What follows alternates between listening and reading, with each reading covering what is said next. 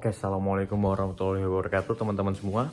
Perkenalkan, nama saya Muhammad Faizul Fikar Rampira. NIM saya 231611011154 Saya dari Prodi Manajemen angkatan 2023. Tagline saya adalah ada Afif di sini. Afif membawakan materi. Kalian jangan lari. Oke. Selanjutnya materi yang akan saya bawakan pada hari ini dan semester ini di mata kuliah KWN 2 yaitu saya akan membahas tentang ketahanan nasional sebagai konsep penting yang menjadi pondasi kuat bagi keberlangsungan dan kemajuan bangsa Indonesia.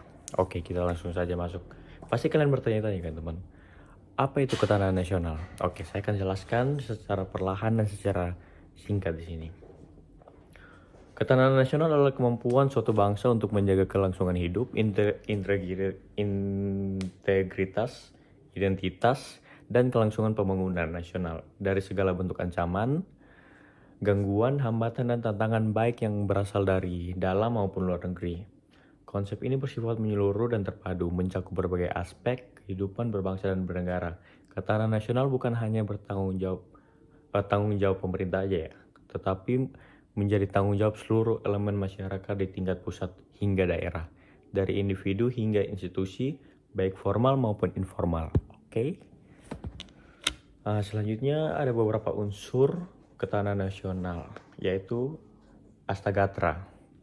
Ketahanan nasional dibangun di 8 aspek kehidupan nasional yang disebut sebagai Astagatra, yang terdiri dari Trigatra, aspek ilmiah, dan Pancagatra, aspek sosial. Yang pertama di Trigrata, aspek alamiah dibagi menjadi 3. Yang pertama adalah letak dan kondisi geografis. Indonesia sebagai negara kepulauan memiliki posisi yang strategis di antara 2 benua dan 2 samudra, sekaligus menjadi jalur perdagangan internasional. Namun, kondisi ini juga menjadikan Indonesia rentan terhadap infiltrasi namanya, budaya konflik pembatasan, dan ancaman laut. Yang kedua adalah kekayaan alam. Indonesia memiliki sumber daya alam yang sangat melimpah, baik tambang, hasil hutan, pertanian, dan perikanan. Namun jika tidak dikelola secara adil dan berkelanjutan, kekayaan ini justru bisa menjadi sumber konflik dan ketimpangan. Yang ketiga adalah kependudukan. Dengan jumlah penduduk terbesar keempat di dunia, Indonesia memiliki potensi bonus demografi, namun angka pengangguran, ketimpangan, akses pendidikan, dan urbanisasi harus dikelola agar populasi menjadi kekuatan pembangunan bukan beban sosial. Selanjutnya ada Pancagatra atau aspek sosial yang dibagi menjadi 5. Yang pertama adalah ideologi, yaitu Pancasila sebagai dasar negara harus terus dijaga dari ancaman radikalisme, intoleransi, dan pengaruh ideologi asing. Yang kedua ada politik, sistem politik demokrasi memerlukan stabilitas dan partisipasi masyarakat yang aktif dan cerdas. Cerdas seperti apa? Cerdas seperti saya dong. Istirahat dulu, lanjut lagi. Oke, lanjut aja teman-teman. Yang ketiga, ekonomi. Ketahanan ekonomi mencakup kemandirian nasional, pengurangan ketergantungan terhadap pihak luar, dan pembangunan ekonomi yang merata. Sosial budaya ketahanan ini selanjutnya yang keempat adalah sosial budaya. Ketahanan ini dibentuk dari keberagaman suku, agama, ras, dan budaya yang harus dipersatukan melalui toleransi dan semangat kebangsaan. Yang kelima adalah pertahanan dan keamanan. TNI dan Polri bersama rakyat harus mampu menjaga keamanan nasional baik dari ancaman konvensional maupun non-konvensional seperti cyber war dan terorisme. Nah, mengapa ketahanan nasional penting? Menurut kalian kenapa penting? Coba sebutkan beberapa aspek. Kalau kalian gak bisa, saya bantu jawab. Jawabannya adalah ketahanan nasional menjadi penting karena fungsi yang vital bagi kelangsungan dan kejayaan negara. Adapun urgensinya yang meliputi yang pertama, sebagai fondasi pembangunan nasional, pengembangan ekonomi sosial dan politik tidak akan berjalan stabil tanpa ketahanan yang kuat. Gangguan kecil dalam satu aspek dapat menimbulkan efek domino pada sektor lainnya. Yang kedua, sebagai penjaga integritas dan kedaulatan bangsa, ketahanan nasional melindungi negara dari upaya perpecahan, ancaman separatisme, konflik horizontal, hingga intervensi asing. Negara yang tidak memiliki ketahanan kuat akan mudah dipecah belah oleh kekuatan eksternal. Selanjutnya adalah sebagai alat menghadapi globalisasi dan disrupsi teknologi. Dalam negara revolusi industri 4.0, 4.0 Inggris nggak tuh? Dalam revolusi industri 4.0 dan digitalisasi global, Indonesia harus memiliki ketahanan digital dan budaya yang kuat agar tidak kehilangan identitas serta tidak menjadi korban eksploitasi teknologi asing. Selanjutnya, sebagai mekanisme adaptasi terhadap ancaman baru, mulai dari pandemi, krisis iklim, cybercrime, hingga perang informasi, ketahanan nasional harus mampu bertransformasi mengikuti dinamika zaman. Untuk mewujudkan ketahanan nasional yang kokoh, Indonesia menerapkan berbagai strategi nasional yang terencana dan terukur. Nah, sekarang kita lanjut ke tema kedua, yaitu strategi nasional. Gimana guys? Itu baru materi pertama. Kira-kira kalian udah capek belum dengerin materi dari aku? Kalau belum capek, kita lanjut ke materi kedua. Kalian siap-siapkan dulu. Soalnya materi kedua nih agak lebih berat, jadi konsentrasi dan berpikir secara lebih matang. Materi kedua adalah apa itu strategi nasional? Pasti kalian bertanya, wah strategi nasional itu apa sih? Strategi nasional adalah blueprint atau rencana besar yang dirancang oleh pemerintah Indonesia untuk mewujudkan tujuan nasional. Strategi ini harus mengikuti prinsip dasar negara yang bersifat menyeluruh, mencakup seluruh aspek kehidupan bangsa, termasuk pembangunan sumber daya manusia, infrastruktur, ekonomi, serta pertahanan dan keamanan nasional. Strategi nasional juga harus mampu menyesuaikan diri dengan perubahan zaman dan kondisi global. Kalian gak capek, cuman aku yang capek. Adapun landasan dan prinsip strategi nasional. Strategi nasional berpedoman pada 4 pilar kebangsaan, yakni Pancasila, Undang-Undang 1945, terus Negara Kesatuan Republik Indonesia atau NKRI, dan Bhinneka Tunggal Ika. Pilar-pilar ini menjadi pijakan agar strategi yang disusun senantiasa sejalan dengan nilai-nilai dan tujuan luhur bangsa. Selanjutnya ada rencana pembangunan yang terencana. Indonesia memiliki kerangka perencanaan pembangunan yang terstruktur mulai dari RPJPN atau Rencana Pembangunan Jangka Panjang Nasional dengan mengatur visi dan misi pembangunan jangka panjang selama 20 tahun dengan target Indonesia mencapai negara maju, makmur, dan berdaulat pada tahun 2045 atau yang biasa disebut dengan Indonesia Emas. Selanjutnya adalah RPJM atau Rencana Pembangunan Jangka Menengah Nasional yang merupakan pelaksanaan RPJPN secara bertahap dengan periode 5 tahun di mana pemerintah mengatur prioritas pembangunan serta program kebijakan unggulan sesuai dengan tantangan terkini. Selanjutnya adalah Proyek Strategis Nasional atau PSN. Proyek-proyek infrastruktur prioritas untuk memperbaiki koneksi antar wilayah, memenuhi kebutuhan energi, meningkatkan akses publik, dan memperkuat ketahanan pangan dan sumber daya lainnya.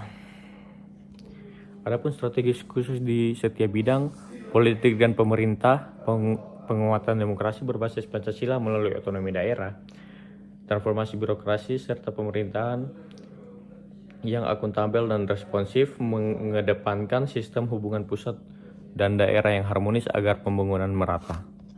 Oke, selanjutnya ada ekonomi. Ekonomi mendorong selanjutnya ada ekonomi. Ekonomi mendorong diversifikasi ekonomi agar tidak bergantung pada sumber daya alam semata, meningkatkan industri bernilai tambah dan perkembangan ekonomi digital yang menunjang pertumbuhan berkelanjutan.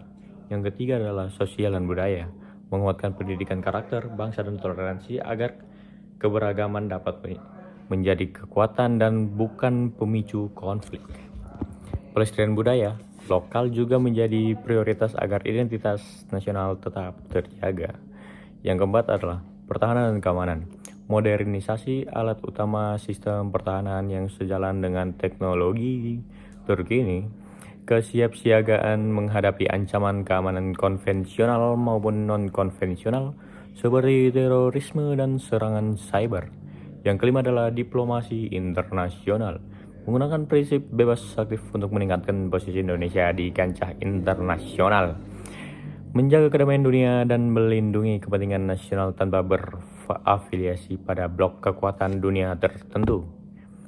Jadi, strategi nasional yang dirancang untuk mewujudkan cita-cita Indonesia harus dijalankan dengan konsistensi, komitmen, dan evaluasi berkelanjutan agar selalu relevan dengan dinamika global dan domestik yang terus berubah. Oleh karena itu, strategi ini bersifat statis, melainkan harus bersifat adaptif dan responsif terhadap berbagai perkembangan teknologi, perubahan dunia politik dunia, serta tantangan ekonomi dan sosial yang muncul. Implementasi strategi yang efektif menuntut sinergi semua elemen bangsa, yaitu pemerintahan pusat, pemerintah daerah, sektor swasta, dan masyarakat sipil untuk bersama-sama menjalankan peran dan tanggung jawab sesuai dengan kapasitas masing-masing demi tercapainya tujuan nasional yang berkelanjutan dan mewujudkan visi misi Indonesia Emas 2045 secara optimal. Kini masuk pada bagian akhir, yaitu strategi ketahanan nasional menuju Indonesia Emas. Apa itu Indonesia Emas? Indonesia Emas adalah sebuah visi jangka panjang bangsa Indonesia untuk menjadi negara maju, berdaulat, adil, dan makmur. Pada tahun 2045 bertepatan dengan 100 tahun kemerdekaan Indonesia. Untuk mencapai visi ini, ketahanan nasional harus dipersiapkan secara matang dan strategis agar Indonesia mampu bersaing secara global namun tetap menjaga kedaulatan dan identitas nasional. Pilar-pilar strategi menuju Indonesia Emas adalah pengembangan sumber daya manusia bermutu, ketahanan Indonesia ekonomi yang kuat dan berkelanjutan. Pilar-pilar strategi menuju Indonesia Emas yang ketiga adalah ketahanan sosial budaya, yang keempat adalah pertahanan dan keamanan modern adaptif, yang kelima adalah pemerintahan yang bersih, efektif, dan demokratis. Oke guys, karena tadi pembahasannya cuma sampai 12 menit, jadi sisa 3 menitnya lagi saya akan habiskan waktu ini dengan saya gini.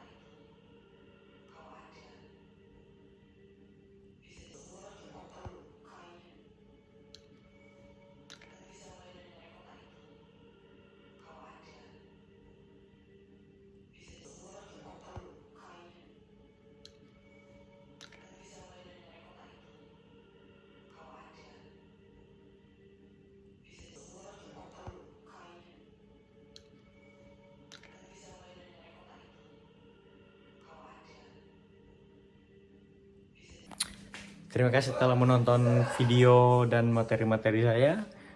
Sampai jumpa lagi di materi lainnya. Ayo kita pintar bersama Afif Nampira paling ganteng. Terima kasih. Assalamualaikum warahmatullahi wabarakatuh.